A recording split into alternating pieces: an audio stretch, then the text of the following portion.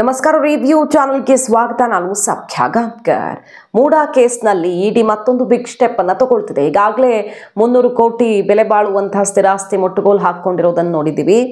ಅದಾದ ಬಳಿಕ ಇಡಿ 10 ದಿನ ಕಣ್ಣಿಟ್ಟಿತ್ತು ಈ 50-50 ಮತ್ತು ಮೂಡಾ ಸೈಟು ಅಕ್ರಮದ ಬಗ್ಗೆ.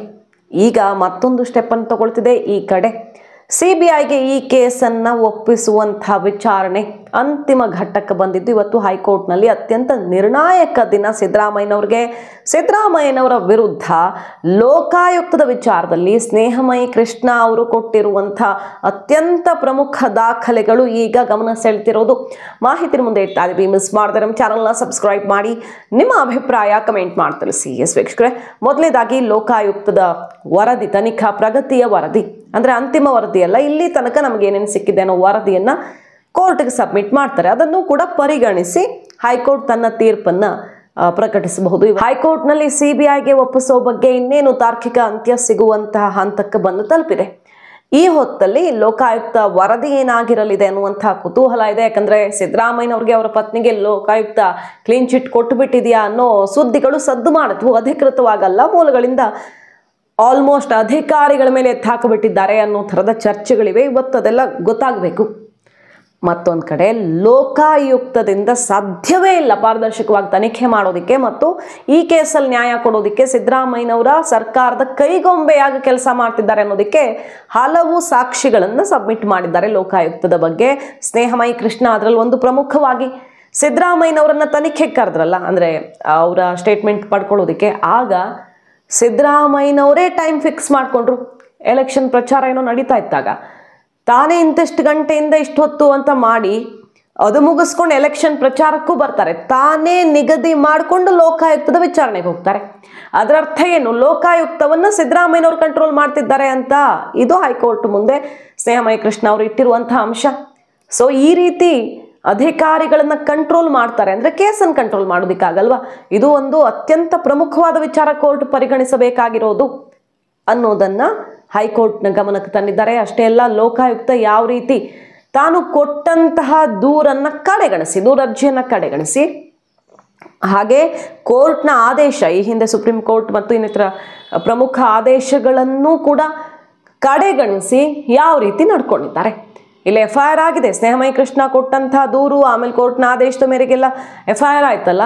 ಆದರೆ ನಾನು ಕೊಟ್ಟ ದೂರಿನ ಅನ್ವಯ ಇಲ್ಲಿ ತನಿಖೆಯೇ ಆಗ್ತಿಲ್ಲ. ಬೇರೆಯದ್ದೇ ಸ್ವರೂಪದಲ್ಲಿ ಸಿದ್ದರಾಮಯ್ಯನವ್ರಿಗೆ ಅನುಕೂಲ ಆಗೋ ಥರ ಇವರು ತನಿಖೆ ಮಾಡ್ತಿದ್ದಾರೆ. ಹೇಗೆ ಅನ್ನೋದನ್ನು ಹೈಕೋರ್ಟ್ಗೆ ಮನವರಿಕೆ ಮಾಡಿಕೊಡುವಂಥ ಸಾಕ್ಷಿಗಳನ್ನು ಕೊಟ್ಟಿದ್ದಾರೆ. ಅಷ್ಟೇ ಅಲ್ಲ, ಲೋಕಾಯುಕ್ತ ಸರ್ಚ್ ವಾರೆಂಟ್, ಅಂದರೆ ಈ ಸ್ನೇಹಮಯಿ ಕೃಷ್ಣ ಅಥವಾ ಈ ಕೇಸ್ ಓಪನ್ ಆಗೋಕ್ಕಿಂತ ಮುಂಚೆನೇ ಸರ್ಚ್ ವಾರೆಂಟು ಮೂಡಾ ಅಕ್ರಮಗಳನ್ನು ಹೊರಗೆಳೆಯೋದಕ್ಕೆ ಹೊರಡಿಸಲಾಗಿತ್ತು.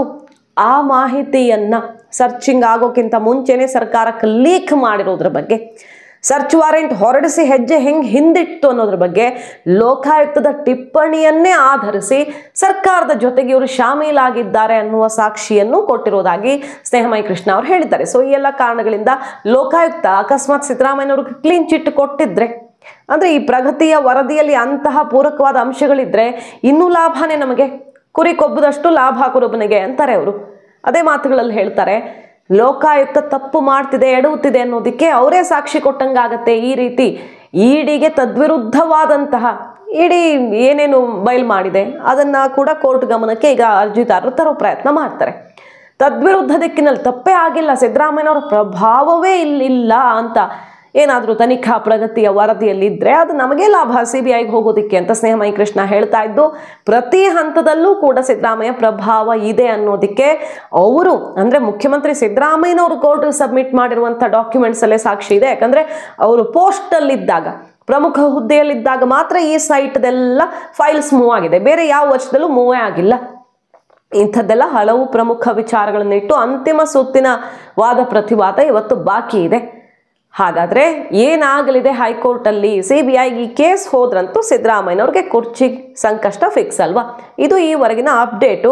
ಈ ಕಡೆ ಇಡಿ ಕೂಡ ಬಿಗ್ ಸ್ಟೆಪ್ಪನ್ನು ತಗೊಳ್ತಿದೆ. ಮೊನ್ನೆ ಅಷ್ಟೇ ಮುಟ್ಟುಗೋಲು ಹಾಕ್ಕೊಂಡಿತ್ತು 300 ಕೋಟಿ ಬೆಲೆ ಬಾಳೋ ಸ್ಥಿರಾಸ್ತಿ. ಅದಾದ ಮೇಲೆ ಇನ್ನೊಂದು ಸ್ಟೆಪ್ ಇಡ್ತು. ಮೂಡಾದಿಂದ 600ಕ್ಕೂ ಅಧಿಕ ಆಸ್ತಿ, ಆ ಸೈಟು ಈ 50-50 ಅನುಪಾತದ್ದು, ಇದರ ಬಗ್ಗೆ ಮಾಹಿತಿಯನ್ನು ಕೇಳಿತ್ತು. ಬೇನಾಮಿ ಅನ್ನುವಂಥ ವಾಸನೆ ಬಂದಿತ್ತು. ಬಹಳ ಆಳವಾಗಿ ಅಗಿತಾ ಇದೆ.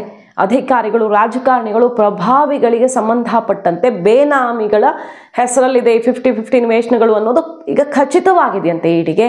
ಸೊ ಈ 600+ ಆಸ್ತಿಗಳ ವಿವರವನ್ನು ಏನು ಕೇಳಿತ್ತು, ಈ ವಾರವೇ ಅದನ್ನು ಮುಟ್ಟುಗೋಲು ಹಾಕ್ಕೊಳ್ಳಿದೆ 2ನೇ ಸುತ್ತಿನಲ್ಲಿ ಅಂತ ಹೇಳಲಾಗ್ತಾ ಇದೆ. ಮೊದಲ ಸುತ್ತಲ್ಲಿ 300 ಕೋಟಿ, 2ನೇ ಸುತ್ತಲ್ಲಿ ಅತಿ ದೊಡ್ಡ ಪ್ರಮಾಣದ ಆಸ್ತಿಯನ್ನು ಮುಟ್ಟುಗೋಲು ಹಾಕ್ಕೊಳ್ಳಿದೆ.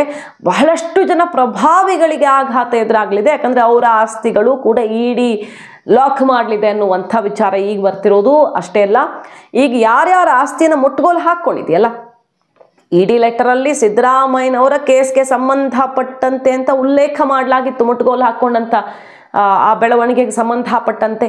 ಸೊ 14 ಸೈಟ್ಗೂ ಕೂಡ ಬಿಸಿ ತಟ್ಟಿದೆಯಾ, ಅವರು ವಾಪಸ್ ಕೊಟ್ಟಿದ್ದಾರೆ. ಬಟ್ ಅದು ಕೂಡ ಬೇನಾಮಿ ಮತ್ತೊಂದು ಅಥವಾ ಅಕ್ರಮ ಹಣ ವರ್ಗಾವಣೆ ಆ ಲಿಸ್ಟಲ್ಲಿ ಸೇರಿದೆಯಾ, ಅದೆಲ್ಲ ಬಹಿರಂಗವಾಗಿಲ್ಲ ಮಾಹಿತಿ ಇನ್ನು. ಆದರೆ ಸಿದ್ದರಾಮಯ್ಯನವರ ಹೆಸರನ್ನು ಉಲ್ಲೇಖಿಸಿದ್ರು ಮತ್ತು ಅವತ್ತು ಮೂಡ ಆಯುಕ್ತರಾಗಿದ್ದವರು ಯಾವ ರೀತಿ ತಪ್ಪು ಎಸಗಿದ್ದಾರೆ ಇಂಥವ್ರಿಗೆ ಸೈಟ್ ಕೊಡುವಲ್ಲಿ ನಟೇಶು, ಆ ವಿಚಾರವನ್ನು ಉಲ್ಲೇಖ ಮಾಡಿತ್ತು. ಹಾಗೆ ಸಿದ್ದರಾಮಯ್ಯನವರ 14 ಸೈಟುಗಳಷ್ಟೇ ಅಲ್ಲದೆ ಬೇರೆ ಅಂತ ಹೇಳಿರೋದ್ರಿಂದ ಇದು ಇನ್ಕ್ಲೂಡ್ ಆಗಿದೆ ಅಕ್ರಮದ ಲಿಸ್ಟಲ್ಲಿ ಅನ್ನೋ ರೀತಿಯಲ್ಲಿ ಅದನ್ನು ವಿಶ್ಲೇಷಿಸಲಾಗಿತ್ತು. ಈಗ ಈ ಮುಟ್ಟುಗೋಲು ಹಾಕ್ಕೊಂಡಿರೋ ಸೈಟ್ ನಂಬರ್ಸ್ ಇದೆಯಲ್ಲ, ಅದನ್ನೆಲ್ಲ ಸಬ್ ರಿಜಿಸ್ಟ್ರಾರ್ ಆಫೀಸ್ಗೆ ಕಟ್ಟುನಿಟ್ಟಾಗಿ ಲೆಟರ್ ಬರೆದು ಮಾಹಿತಿ ಕೊಟ್ಟು, ಈ ಸೈಟ್ ನಂಬರ್ ಯಾರಾದರೂ ಮಾರೋದಕ್ಕೆ ಬಂದರೆ ಮಾರಿ ಕೈ ತೊಳ್ಕೊಂಡು ಬಿಡೋಣ, ಕೇಸ್ ನಡೀತಿದೆ, ಪಾಪ ತಗೊಳ್ಳೋರು ಗೊತ್ತಿರಲ್ಲ ಅಂತ ಪ್ಲ್ಯಾನ್ ಮಾಡಿದ್ರೆ ಅದಾಗಲೇಬಾರ್ದು. ಇದನ್ನು ಯಾವುದೇ ವ್ಯವಹಾರಕ್ಕೆ ಒಳಪಡಿಸ್ಬೇಡಿ ಅಂತ ಎಲ್ಲ ಡೀಟೇಲ್ಸನ್ನು ಕಳಿಸ್ಕೊಟ್ಟಿದ್ದು. ಯಾರು ಅಕ್ರಮ ಮಾಡ್ಕೊಂಡಿದ್ದಾರೋ ಅವ್ರ ಕೈ ತೊಳ್ಕೊಂಡು ಜಾರ್ಕೊಳ್ಳೋಕ್ಕಾಗಲ್ಲ, ಆ ರೀತಿ ಬಂದೋಬಸ್ತು ಮಾಡಿಟ್ಟಿದೆ ಈಗ ಇಡಿ. ಸೊ ಇಡಿ ಈ ಕೇಸ್ನಲ್ಲಿ ಎಲ್ಲ ಆಯಾಮಗಳಲ್ಲಿ ಹುಡುಕ್ತಾ ಇದ್ದು, ಅಷ್ಟಕ್ಕಷ್ಟು 50-50 ನಿವೇಶನಗಳಲ್ಲಂತೂ ಆಲ್ಮೋಸ್ಟ್ ಬೇನಾಮಿಗಳು ಅನ್ನೋದು ಬಟಾಬಯಲಾಗಿದೆ. ಈಗ ದೊಡ್ಡ ದೊಡ್ಡ ಪ್ರಭಾವಿಗಳ ಬೇನಾಮಿಗಳು ಅನ್ನೋದು ಕಾದು ನೋಡಬೇಕು. ಈ ಕೇಸ್ ಇಡಿ ಈಗಾಗಲೇ ಎಂಟ್ರಿ ಆಗಿಬಿಟ್ಟಿದೆ, CBIನೂ ಎಂಟ್ರಿ ಆದರೆ ರೋಚಕ ತಿರುವಾಗುತ್ತೆ. ಮಾಹಿತಿ ನಿಮ್ಗೆ ಇಷ್ಟ ಆಗಿದ್ರೆ ಮಿಸ್ ಮಾಡಿದ್ರೆ ನಮ್ಮ ಚಾನಲ್ನ ಸಬ್ಸ್ಕ್ರೈಬ್ ಮಾಡಿ, ನಿಮ್ಮ ಅಭಿಪ್ರಾಯ ಕಮೆಂಟ್ ಮಾಡಿ ತಿಳಿಸಿ. Thank you.